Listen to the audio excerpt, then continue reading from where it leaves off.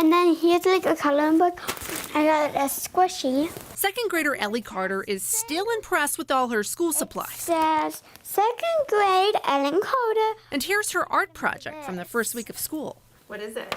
It's my name. That was the last time this 8-year-old student with learning disabilities received her full education, before the Kent School District pulled the plug on her virtual access to the classroom.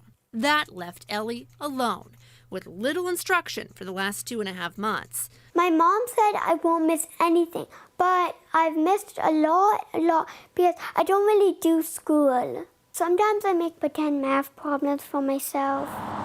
This school year, the Kent School District, like a lot of districts across the state, returned to full-time in-person learning with no more virtual options. But over the summer, Ellie's doctor decided it was just too dangerous to head back to the classroom. I have a really high risk. Ellie has serious health problems, including lung damage from premature birth. Getting COVID could be bad. If she did catch something, she's high risk to have the worst response possible. And they said, keep her home, find another way. But according to her legally binding education plan, it's imperative that Ellie spend most of her day in the general education classroom to give her the best shot at tackling academic goals and social skills. Hey, do you want to see a puppet show? In August, the Kent School District and Ellie's parents worked out a solution.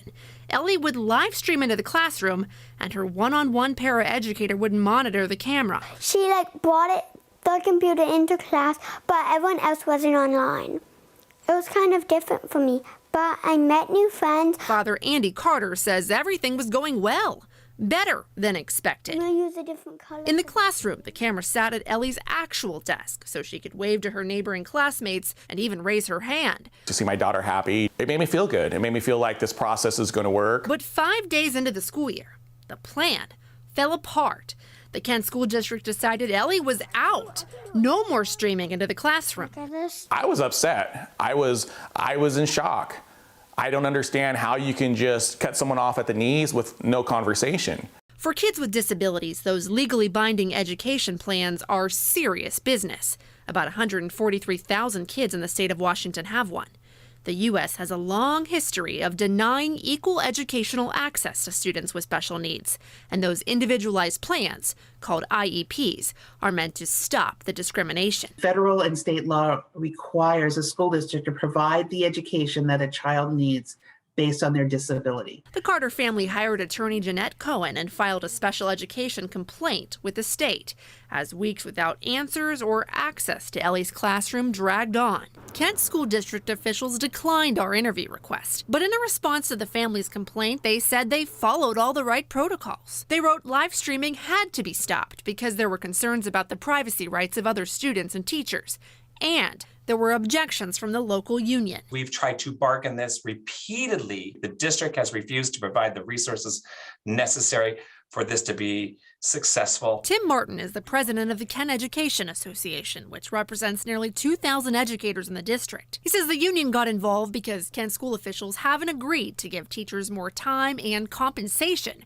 for the extra work it takes to help students like Ellie succeed virtually in class. Just because you have a camera in the back of the room does not make for a quality education. And it is like pounding my head against a wall to get our district to understand what teachers do, the differences between online instruction and in-person instruction. In all the years I've been doing this is the first time I've ever had the teachers union interfere with the implementation of an IEP. But I do not believe that there's any legal authority for a child's program to be held hostage by a teachers union.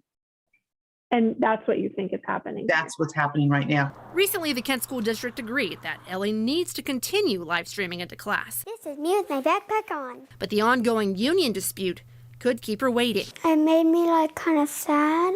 I wouldn't get to see my friends. For now, this Dear Ellie, is her social interaction. please write us letters. Students from another school heard that Ellie was missing out, and they mailed handmade letters with an invitation to become their honorary classmate. We want to be your friend. Taylor Muir, Fendereski, This just made my day. King 5 News.